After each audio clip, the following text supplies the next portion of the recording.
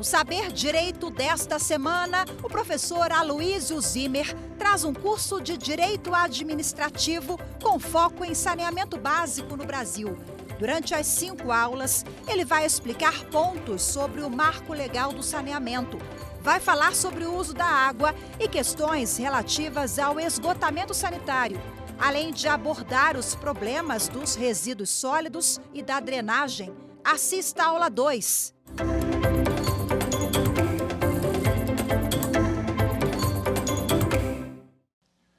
Dando continuidade às reflexões que estamos fazendo a respeito do tema saneamento básico no Brasil, em especial, a partir de agora, nesta segunda parte, há um foco maior na Lei 11.445 de 2007, o Marco Legal do Saneamento, e as transformações, as relevantes transformações que a lei enfrentou a partir da 14.026 de 2020. Esta transformação é que trouxe o tema saneamento básico para o centro do debate público, não só por olhares ideológicos diferentes que existem e que são colocados neste momento, como o fato de que uma lei sozinha não muda a realidade. Eu preciso da lei, eu preciso de decretos, eu preciso de atos normativos de caráter legal e atos normativos de caráter infralegal.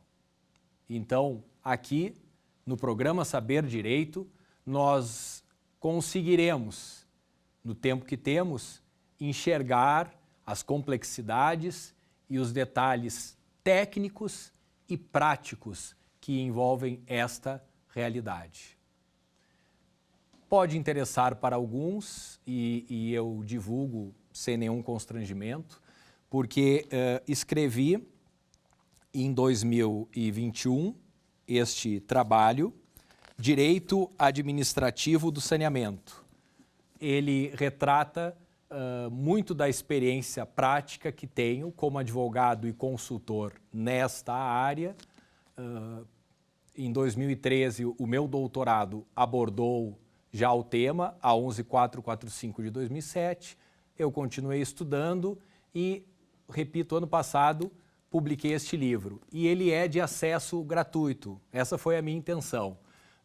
Eu tenho outros livros em outras áreas, improbidade administrativa, compliance, contratações públicas, mas este em especial ele foi feito com tanto carinho que eu entendi, considerando a importância desses debates, disponibilizar para todos de maneira gratuita. Então depois o curso vai dizer qual é o link que é o acesso para baixar a íntegra deste documento em PDF. Aqui eu tenho uma parte importante daquilo que estou dizendo e que vou dizer ao longo dessas aulas. E é importante já ter acesso ao link, porque mais alguns meses sai já a segunda edição. Aqui eu falo muito de abastecimento de água, coleta e tratamento de esgoto, em relação ao novo marco, para a próxima edição, resíduos sólidos e drenagem. E é interessante acompanharem mesmo este crescimento da legislação, dos atos normativos de caráter infralegal, até porque decretos do governo federal, a agenda regulatória da ANA e tudo aquilo que está sendo discutido no âmbito do Supremo Tribunal Federal tem impacto direto no resultado final, naquilo que nós vamos sim poder considerar o marco legal do saneamento para os próximos anos. Porque longa é a transição que sai lá do desenho do Planasa, que chega no PlanSab e agora todas as ideias novas trazidas a partir da Lei 14.026 de 2020. E é este ponto que quero justamente ressaltar. A Constituição de 88 dando protagonismo aos municípios. A Constituição de 88 dizendo que o assunto que é de interesse local será da competência de municípios e do Distrito Federal. Circunstancialmente, estados e municípios podem construir coletivos a partir de lei complementar estadual, dando origem a regiões metropolitanas, e elas existem no Brasil, aglomerações urbanas e micro-regiões. Muitos estados pensaram e desenharam o seu mapa do saneamento a partir do Instituto das Micro-Regiões, principalmente quando eu estou pensando em abastecimento de água, coleta e tratamento de esgoto. De outro lado, alguns municípios, também na lógica de criar coletivos, estabelecer economia de escala, na área de resíduos sólidos, têm aproveitado a ferramenta que decorre do artigo 241 da Constituição Federal e da Lei 11.107 de 2005. A gestão associada, seja por consórcios públicos ou convênios de cooperação. Uma ferramenta muito apropriada, especialmente para o tema resíduos sólidos, limpeza urbana e manejo de resíduos sólidos. Bom, a 11.445 de 2007 dizia ser importante o planejamento, dizia ser importante a regulação, dizia ser importante o controle social. Mas, como estou dizendo já desde a aula anterior, estas ideias geraram pouca transformação na realidade. Claro que já foi um movimento suficiente no sentido de fazer uma crítica ao estado atual de coisas em relação à origem do modelo Planasa. Porque muitas companhias estaduais seguiam tendo sob seu controle uma base de contratos com os municípios, antes concessão, depois contrato de programa, e esta base de contratos era conduzida pela companhia estadual sem capacidade econômico-financeira para equilibrar plano de saneamento municipal e programa de investimentos. Então existiam os contratos, mas não eram contratos que geravam entregas relevantes para a população. Da mesma maneira, o tempo foi demonstrando a inexistência de uma regulação efetiva, criando prejuízos à qualidade da água que era entregue, a qualidade dos rejeitos provenientes do tratamento de esgoto e que era devolvido para os mananciais. Então, as intenções da 11.445 de 2007 realmente ficaram na metade do caminho. Se nós olharmos, e é muito importante isso, não ficarmos aqui presos a questões ideológicas, reduzir este debate a um dilema ideológico. Vamos sempre lembrar isso, não importa se somos de direita ou de esquerda. Alguns consensos são obrigatórios. Para as pessoas que não têm acesso à água potável, que não têm acesso à coleta e tratamento de esgoto, que não têm na sua porta os resíduos recolhidos por um serviço público de limpeza urbana ou que passam dificuldades por morarem em áreas de risco, em contextos de inundações ou enchentes, para estas pessoas é preciso dar uma resposta. E o Plano Nacional de Saneamento Básico, o PlanSAB de 2013, e a intenção tem que ser essa, ir fundo nesta leitura. Todos os estudos que antecederam a construção do PlanSAB que se deu durante o governo Dilma. Nos documentos produzidos naquele período histórico, se disse o seguinte: se o Estado brasileiro, do ponto de vista econômico, do ponto de vista fiscal, mantiver padrão razoável, parte daquele momento histórico tínhamos sim um padrão razoável, uma condição razoável, o financiamento público poderia ser capaz de melhorar os índices, principalmente quando eu falo de abastecimento de água, coleta e tratamento de esgoto. O PlanSAB, em 2013, tinha esta visão. Preservadas as bases econômicas, o financiamento público teria força para melhorar as entregas nesta política pública. O mesmo PlanSAB, nos mesmos estudos construídos durante o governo Dilma, simulou cenários diferentes. Mas e se nós não estivermos tão bem assim?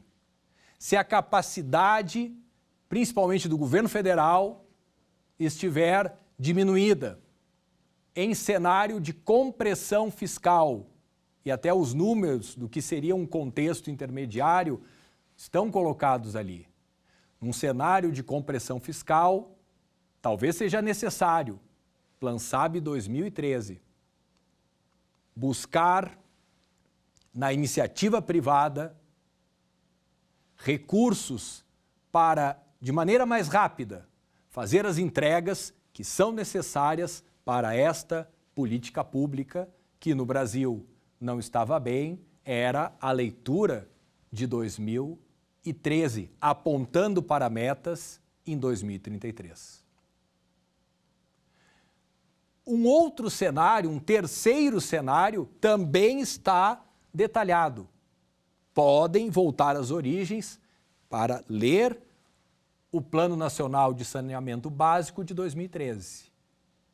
Lá se dizia, mas se as coisas não estiverem bem, e digo assim dessa maneira mais simples, para gerar uma compreensão rápida, mas os números estão lá. Mas se as coisas não estiverem bem, aliás, estiverem bem mal, e como será?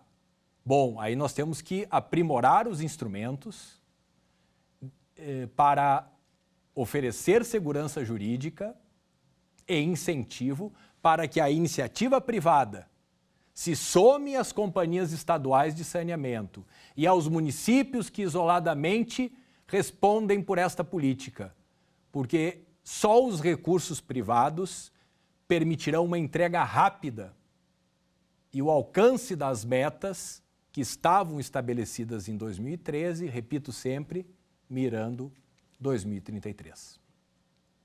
Então, no PlanSAB de 2013, já se sinalizava, dependendo das circunstâncias, para esta necessidade de buscar um casamento com ferramentas jurídicas que já existiam, porque a lei das PPPs, a Lei 11.079, é de 2004 e ela é uma lei do governo Lula.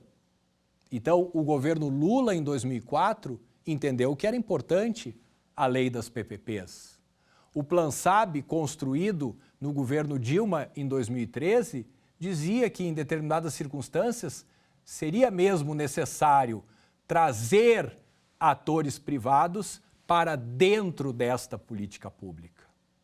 Então, repito, independente dos nossos debates ideológicos, as datas das leis, revelam que aquele que governa, preocupado em dar respostas concretas para a população, para além dos debates ideológicos, dialogando com o legislativo, vai oferecendo os caminhos, as metodologias possíveis que vão depois oferecer para gestores públicos no âmbito federal, estadual, municipal e distrital o caminho da solução, o jeito de resolver os problemas.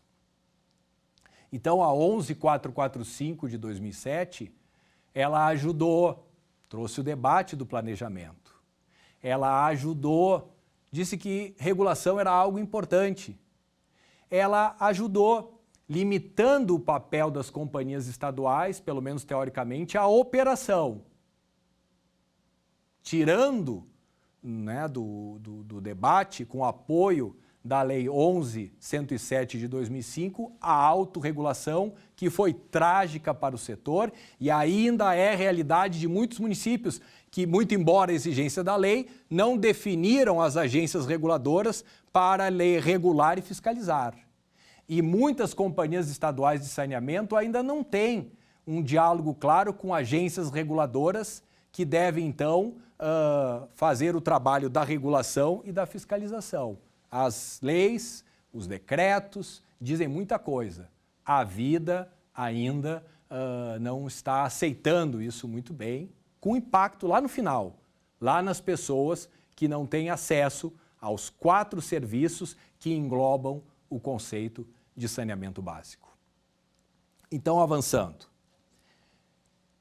Por isso foi tão fundamental somar a Lei 11.445 de 2007 à Lei 14.026 de 2020. Ela é de 2020, mas antes dela tivemos 2 medidas provisórias. Então, o Legislativo, no governo Temer, e continuou no governo Bolsonaro, estavam com esta linha, com esta convicção de que era preciso alterar o marco legal do saneamento, a 11.445, para desenhar um cenário mais atrativo, mais acolhedor, para que operadores privados entrassem no sistema e colaborassem com o sistema, trazendo um avanço no nível de governança, mas principalmente dinheiro. Principalmente recursos novos, jogar para a mesa recursos novos, porque não há abastecimento, não há expansão de rede de abastecimento de água sem obra. E obra pede dinheiro. Não existe expansão de coleta e tratamento de esgoto sem obra, e obra exige dinheiro. Eu não tenho como levar rotas tecnológicas novas para o serviço de limpeza urbana e manejo de resíduos sólidos. Eu não levo para lá rotas tecnológicas sem investimento, sem dinheiro. Eu não fecho lixões, eu não fecho aterros controlados para criar aterros sanitários compatíveis com a legislação ambiental ou até mesmo trabalhar o conceito de aterro zero. Tudo isso depende de investimentos. E ainda é a realidade das obras de macro drenagem e micro drenagem. Enquanto essas obras não ocorrerem, pessoas que moram em áreas de risco, pessoas que moram perto de córregos e rios, e se nós não oferecermos para eles outro endereço, outra moradia, vão morrer lá sem a intervenção do Estado. E se o jeito de fazer essa intervenção é delegar para o privado, captando recursos para, com obras de curto prazo, oferecer respostas para as pessoas, quem pode ser contra isso? Claro, eu insisto, o Estado, a União, o município, ele sempre vai ser o grande protagonista da construção da política pública. Ele é o protagonista. É isso que diz a Constituição Federal. É isso que diz a 11.445. Agora, a operação, especialmente com as mudanças da 11.445, parece ser o desenho que no futuro predominará, não é o desenho atual. O desenho atual é Planasa, o desenho atual é predominância das companhias estaduais, mas há uma lógica de compartilhar ou até inverter esta comparação entre público e privado, com presença cada vez mais maior do privado em relação ao público. Importante dizer que o Supremo Tribunal Federal foi provocado em relação às ideias novas que a 14.026 trouxe para a 11.445. E até por um tempo a discussão ficou congelada. Não sabemos se devemos levar adiante aquilo que diz o tal novo marco legal do saneamento, porque o Supremo precisa se pronunciar. E muitos tinham a convicção que o Supremo diria que para muitas dessas mudanças eu teria a declaração de inconstitucionalidade. Não foi o que aconteceu. E para quem quiser anotar e pesquisar depois, STF, ADI 6492, 6536, 6583, 6882, julgadas em conjunto, 2022.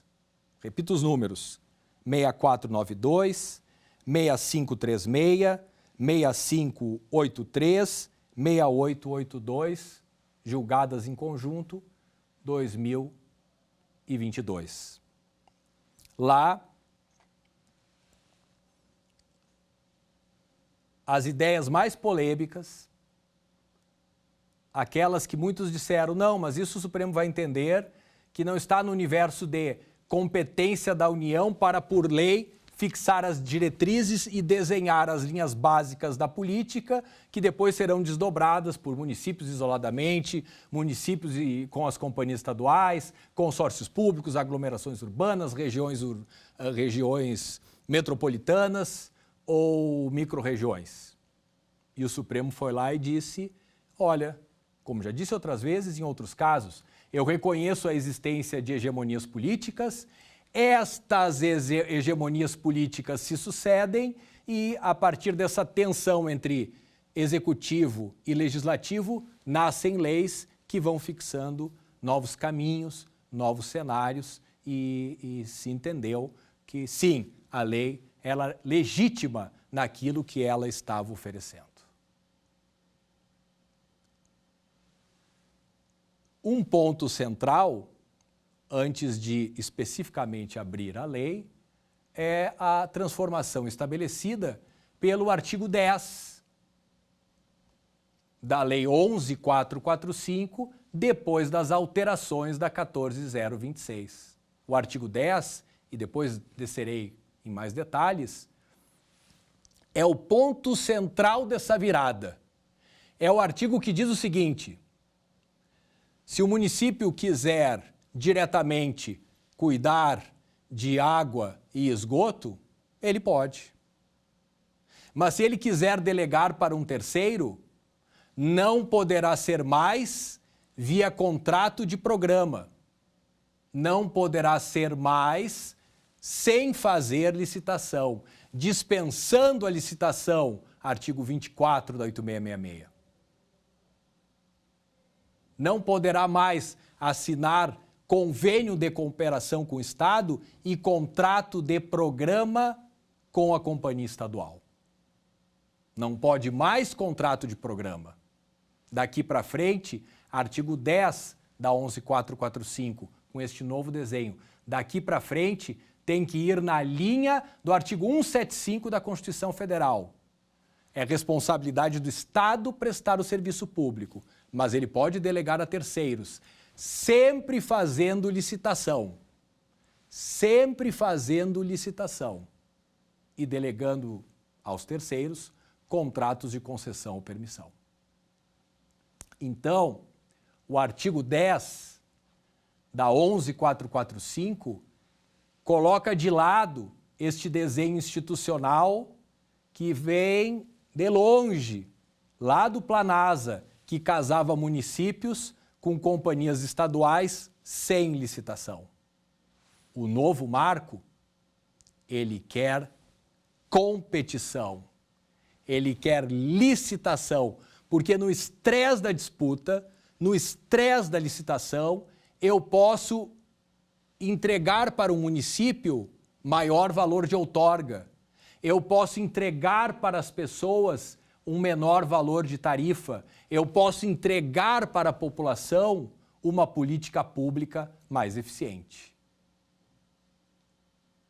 Então, o que se levou ao Supremo foi o seguinte: não, mas vem cá, não pode mais o município e o Estado, usando a ferramenta da Lei 11.107 de 2005, fazer convênio de cooperação entre os dois, estados e municípios, e contrato de programa do município com a companhia estadual. Não, não pode mais.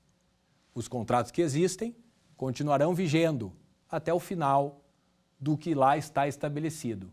Mas não posso prorrogar, novos eu não posso fazer. Daqui para frente, estes contratos vão ser resolvidos em processos licitatórios. Claro, as companhias estaduais de saneamento poderão participar das disputas. O município, sozinho, organiza uma licitação, por exemplo, do seu serviço de coleta e tratamento de esgoto, a companhia estadual pode participar da licitação. Contra ela, um player privado, a EGEA, a BRK, Iguá, Equatorial e outros tantos que já existem no nosso Brasil e que hoje estão hegemonizando a maioria dos contratos e vencendo as principais licitações. Então, notem, é uma outra ideia. É uma outra ideia. O novo marco, ele pensa num reforço da ideia de universalização. E pela primeira vez eu vou escrever na lei as metas. As metas estão escritas na lei. Antes elas estavam escritas em um plano, no PlanSab, 2013. As metas do PlanSab foram para dentro da 11.445.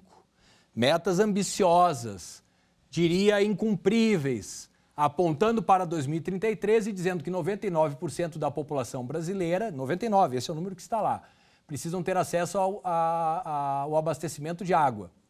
E 90% da população, 2033, coleta e tratamento de esgoto. 99 para água, 90 para esgoto. Este número estava no PlanSab, agora está escrito na 11.445. Então, universalização, regulação, mas vai surgir aqui a ANA, a Agência Nacional das Águas, que passa a alcançar também o tema saneamento básico, regionalização, competição, sustentabilidade econômico-financeira. São as ideias principais deste novo marco legal do saneamento que resulta da soma dessas duas leis. Universalização com metas, regulação, regionalização, competição, sustentabilidade. Quando avançamos então no tema e abrimos a lei, já no artigo 2º, da 11.445, do texto modificado, eu encontro, repito, artigo 2º, uma lista de princípios. Esse texto de princípios, nos detalhes, passou por alterações. Então, o texto de 2007 ficou diferente a partir de 2020, porque na ideia que é mais simples dos princípios, mesmo lá se quis passar recados importantes. Então, por exemplo, no artigo 2º eu encontro como primeiro e relevante princípio o da universalização. Bom, mas isso já estava lá. Não, mas é mais do que isso. Universalização com efetiva prestação.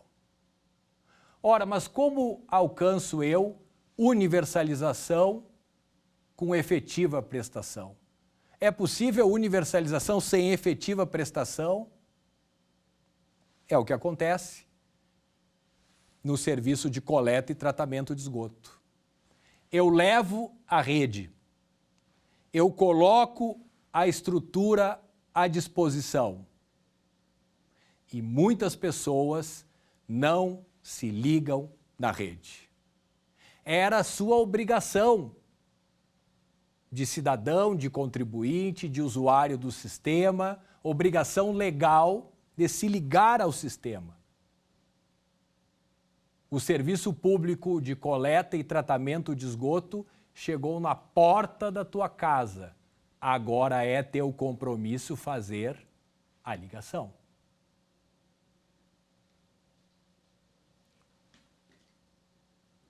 Acessar água potável é algo que as pessoas entendem muito rápido. Eu abri a torneira, eu tomo água, eu preciso disso, não tenho dúvida. A água potável que chega para mim e que não chega para muitos. A água potável que chega para mim, eu pago, não vou dizer pago com prazer, que poderia ser um exagero, mas eu pago. Eu pago até porque era muito importante lavar as mãos na pandemia. E nós dizíamos para as pessoas, lavem as mãos. Mas tem pessoas que moram em lugares que essa água não vai até lá, tem que buscar de balde. Então a pandemia que nós vivemos foi também a pandemia da desigualdade. Quando a política pública de saneamento é frágil, não abraça todos, não consegue combinar universalização com efetiva prestação, nós temos um problema grave, que não é sentido por todas as pessoas. Mas são números que nós conseguimos conhecer. São números que estão calculados e envolvendo, então, um conjunto enorme de pessoas que, para nós, são invisíveis, mas que tinham dificuldade de lavar as mãos quando estávamos nós pensando na pandemia. Bom, além da universalização, e até não cheguei a detalhar isso, mas é importante que se diga, essa universalização que gera a obrigação de se vincular à rede, se descerem no detalhe da 11445, vão ver, se a pessoa não se conecta à rede, a concessionária tem a obrigação de fazer isso. Ao mesmo tempo, ela dá um prazo de até 1 ano para que a pessoa se ligue na rede. Se ela não se ligar na rede, a concessionária ou a autarquia municipal tem o dever de fazer a ligação e cobrar do usuário. Claro, eu vou cobrar de quem pode pagar, porque para os que não podem pagar, corretas modelagens, desenhos corretos nesta área vão sempre identificar os lugares de tarifa social, os lugares em que não é possível cobrar. Mas toda vez que alguém paga menos ou não paga, outro deve pagar e esse cálculo precisa fazer parte da tarifa final que chega na casa de todos aqueles que têm condições de pagar muito, pouco ou alguma coisa. Tem um cálculo matemático que está por trás desta ideia de universalizar o serviço com efetiva prestação, mesmo para aqueles que não têm condições de pagar. Porque até a universalização tem essa característica, Eu levo quem mais precisa da universalização é, no geral, quem tem menos condições de pagar. Então, a matemática da universalização, ela é complexa. A matemática da universalização pede que eu faça um cálculo para abranger para incluir os que não podem pagar e mais, oferecer para eles um serviço de qualidade. Além da universalização e da efetiva prestação, na condição de direito transversal, o artigo 2º, quando lista princípios, diz de maneira genérica que o tema saneamento, ou que a política pública de saneamento tem que estar preocupada com saúde pública. Claro, é o abastecimento de água potável. Tem que estar preocupada com a conservação dos recursos naturais. Eu me preocupo com a conservação dos recursos naturais quando consigo transformar os resíduos sólidos em bem de relevância econômica que possa voltar para o mercado. Quando levo resíduos e não apenas rejeitos para os aterros, eu tenho uma perda econômica, recursos naturais são desperdiçados. Então, a política pública de saneamento, quando pensa em resíduos sólidos, quer conservar os recursos naturais. Artigo 2º da 11.445. Lá também eu descubro esta preocupação com o meio ambiente, com a segurança da vida, do patrimônio público e privado. As questões que envolvem patrimônio público e privado parecem não fazer sentido. Não, mas faz todo sentido, porque quando eu não tenho drenagem, quando eu não tenho uma política adequada para fazer o manejo das águas pluviais, pessoas vão morrer. Patrimônio público e privado pode ser perdido, pode ser prejudicado em contextos de enchentes ou inundações. Então, o artigo 2º vai desenhando tudo isso. Ele pede que na hora de pensar a política de saneamento básico em um município, que eu esteja atento para aquela realidade. Talvez eu não consiga levar uma rede perfeita do ponto de vista de uma obra de engenharia acadêmica, não consigo levar até aquela comunidade. Mas se eles têm cisternas para captar a água, eu já tenho um avanço. Eu não consigo levar até aquela região, ou não há sustentabilidade econômico-financeira, nem o poder público tem recurso, o privado para levar precisa ser remunerado por isso, pelo usuário ou pelo poder público. Agora, enquanto isso não se resolve, que eu leve para as pessoas pelo menos fossa séptica, se eu não consigo levar coleta e tratamento de esgoto num sentido amplo. Estar atento à realidade do lugar e compreender também que o nível de tecnologia e de serviço, respeitando-se sempre padrões mínimos, eles estão muito ligados à capacidade do poder público pagar o privado ou o usuário pagar o privado para que rapidamente, porque o privado antecipa o recurso e vai receber durante o contrato. Ele antecipa o recurso e recebe na caminhada. Agora, o quanto o poder público pode colaborar ou alguns usuários, implantando-se políticas adequadas de subsídio, então como é que eu consigo entregar para a população? Porque eu não posso ter sistema unitário ou separador absoluto em todos os lugares. Eu vou entregar aquilo que é possível diante da realidade concreta. O novo marco tem muito essa preocupação, e isso eu encontro lá no artigo 2º também, a sustentabilidade econômica. Na medida em que o poder público delega essa responsabilidade para terceiros, sempre depois de licitação, assinando contratos de concessão, artigo 10 da 11.445, esta licitação e este contrato de concessão, ele tem que ter um ponto de equilíbrio. Ele tem que ter um ponto de sustentabilidade entre os custos envolvidos e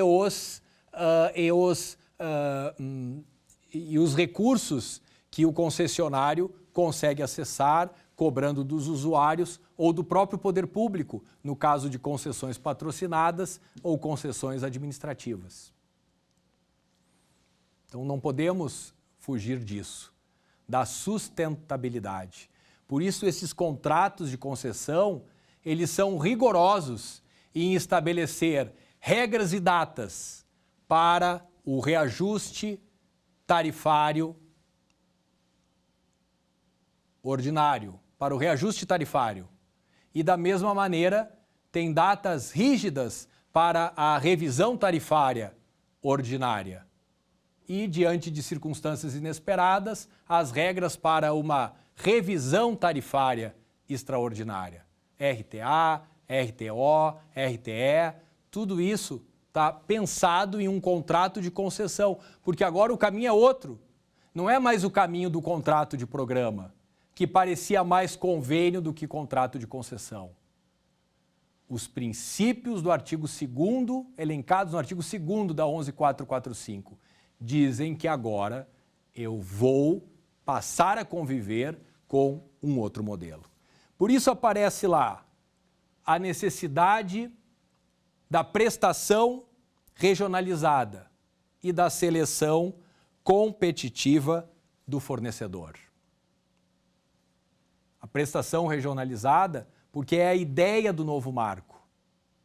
Municípios isolados não vão conseguir trabalhar com limpeza urbana e manejo de resíduos sólidos nos patamares exigidos pela Lei 12.305 de 2010, a lei geral, a lei que aborda e que desenha no Brasil o tema dos resíduos sólidos.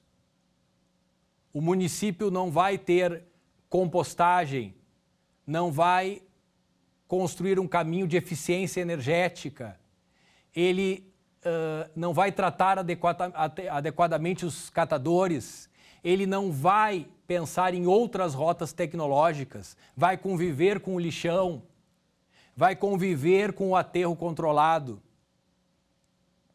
vai ter um sistema que funciona mal se ele não buscar outros municípios para soluções coletivas que ofereçam economia de escala.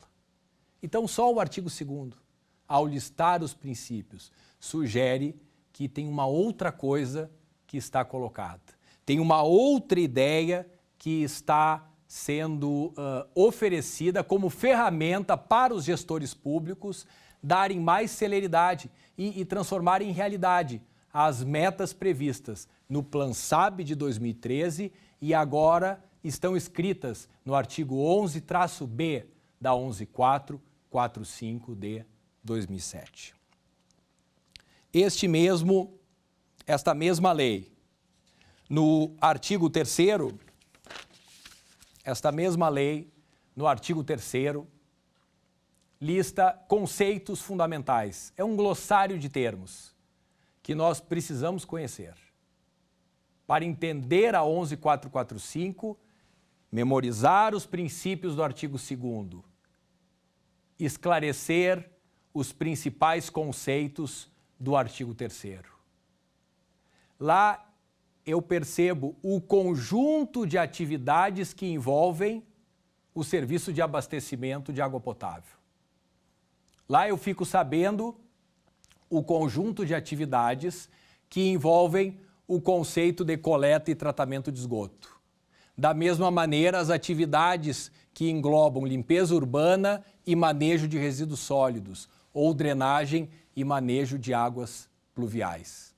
No artigo 3º, a linha A, e no artigo 3º, traço A, abastecimento de água. No artigo 3º, a linha B, e no 3º, traço B, coleta e tratamento de esgoto. No artigo 3º, a linha C, e no artigo 3º, traço C, resíduos sólidos. E no artigo 3º, a linha D, e no 3º, traço D, drenagem e manejo de águas fluviais. Porque aí eu começo a enxergar o funcionamento do abastecimento de água. A coleta ou a adução da água bruta, depois o tratamento, depois o transporte, depois o armazenamento para na distribuição chegar na casa dessas pessoas. É um conjunto de atividades. E estas infraestruturas só vão surgir com obra, com recurso, com planejamento, com metas, com entregas e com um contrato bem construído, que é o objetivo da 11445. Evoluir a regulação contratual para que ela, somada com a regulação discricionária, com a regulação que parte das agências reguladoras, eu tenha um aperfeiçoamento das entregas finais desta política pública. Então, conhecer o artigo 3º é conhecer os conceitos fundamentais. O artigo 8º, por sua vez, na 11445, define a titularidade. Lá eu fico sabendo, artigo 8º, que os municípios e o Distrito Federal são, regra geral, os titulares do serviço, como já disse outras vezes. Quando estou pensando em interesse local, é protagonismo do município ou do Distrito Federal a condução da política. É ele, município, que decide. Vou prestar diretamente? Vou entrar em um consórcio público e licitar limpeza urbana e manejo de resíduos sólidos? Ou eu, município, vou continuar ligado a uma companhia estadual e seu contrato de programa? E se essa companhia estadual for privatizada, em que maneira eu sou obrigado ou posso optar por continuar vinculado a ela e trocar este contrato de programa por um contrato de concessão nos termos do artigo 14, que, atenção, é um artigo que está na 14026, mas não está na 11445, porque nem todos os artigos que estão na 14026 eu encontro na 11445. Então, vejam a complexidade do que está desenhado aqui. No Supremo Tribunal Federal, na ADI 1842, julgada em 2013, o tema da titularidade, município e estado, nos casos de região metropolitana, aglomeração urbana e microrregião, foi algo bastante aprofundado, relativamente resolvido, e esta realidade, encerrando, e esta realidade que eu tenho atualmente. O novo marco está dizendo que para os próximos anos nós vamos gradativamente ver uma diminuição do protagonismo dos operadores públicos. Aqui colocaria as companhias estaduais de saneamento e para o seu lugar em contratos de concessão, sempre depois de licitação, o mais comum será a presença de operadores privados, que vão estar submetidos a um complexo contrato de concessão, tensionado pelas regras da regulação contratual e pelas regras que virão das agências reguladoras, a chamada regulação discricionária. Como este contrato está pensado, os desdobramentos desta relação, os artigos 10, 10A, 10B, 11, 11A, 11B, todo este desenho pensado pelo novo marco é o que nós vamos compreender melhor na sequência das aulas. Em relação a tudo que eu disse, é fundamental que enfrentemos agora algumas perguntas, por favor.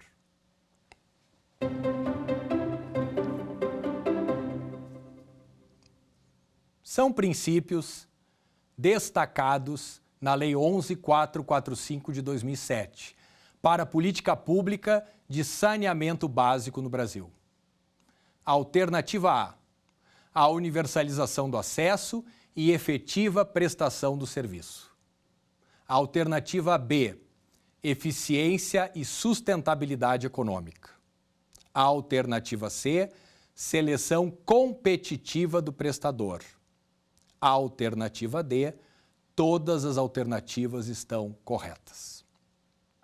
A resposta desta pergunta nós encontramos no artigo 2º, o que lista os princípios, na 11.445, a partir das alterações que foram feitas pela 14.026. E a resposta correta é a letra D. Todas as alternativas estão corretas. Universalização com metas e efetiva prestação. Se me disponibilizam a rede e eu não me ligo nela, vou pagar porque ela está oferecida. Mas isso não tira a obrigação de me ligar na rede ou vão fazer isso no meu lugar e vão me cobrar por isso. Eficiência e sustentabilidade econômica, esta política pública, qualquer um dos seus desdobramentos exige um cálculo matemático que encontra CAPEX, OPEX e os valores que usuários ou poder público nas concessões comuns, patrocinadas e administrativas são capazes de jogar para o sistema. E, como enfatizei muito, a seleção competitiva do prestador. Daqui para frente, não tem mais contratação sem licitação, é o que está previsto no artigo 10 da 11.445 de 2007. Por isso, todas as alternativas estão corretas. Vamos agora para a segunda pergunta.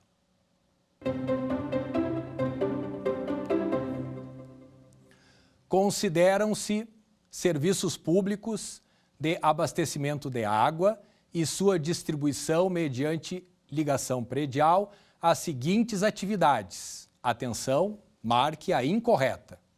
Alternativa A, captação de água bruta. B, tratamento de água bruta. C, reservação de água bruta. E D, transporte dos esgotos sanitários. Resposta letra D. As três primeiras envolvem atividades do sistema de abastecimento de água potável. A alternativa D, ao contrário, está ligada ao tema esgotos. Os esgotos são coletados, os esgotos são transportados, os esgotos são tratados e depois eles voltam para os mananciais. Quer dizer, assim deveria ser. Vamos à terceira pergunta.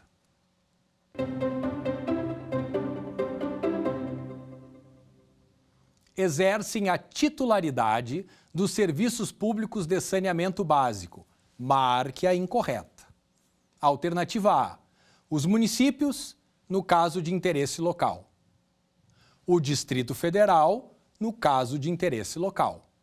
Alternativa C, a União, na perspectiva nacional.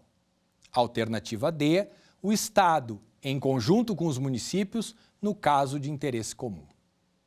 Essa é um pouco mais complexa. Se já tiveram o tempo suficiente, vou agora lhes dizer a resposta.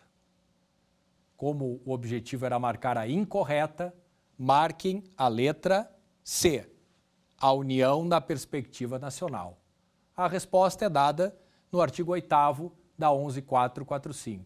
Municípios, Distrito Federal e, eventualmente, estados e municípios formando coletivos, regiões metropolitanas, aglomerações urbanas, micro-regiões e os exemplos possíveis de gestão associada são realidades admitidas pelo marco legal do saneamento. A União não é o papel da União ser titular na comparação com os outros.